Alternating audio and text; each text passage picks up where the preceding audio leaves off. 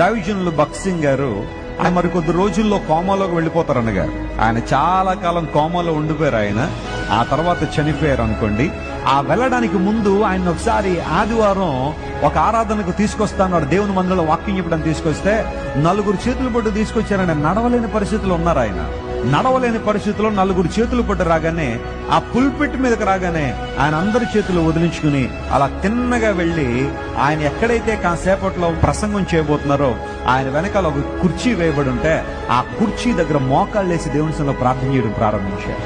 Church లోనికి రావడానికి 4 పట్టుకుని నడిపించాల్సి వచ్చింది. అంత బలహీనతలు ఉన్న ఆయన వెళ్ళంతన మోకాళ్ళేసి ప్రార్థన చేసి ఆ తర్వాత వాక్యం చెప్పేవారు. అలాంటి గొప్ప దైవజనులు మనందరికీ గొప్ప స్ఫూర్తిని మాదిరి ఉంచడానికి కారణం ఏంటో తెలుసా? మోకాళ్ళ ప్రార్థన చాలా బలమైనది. Never feel shame to bow down before God and to Neel down. ఒక క్రైస్తవుడు ఎప్పుడు బలంగా ఉంటాడంటే మోకాళ్ళ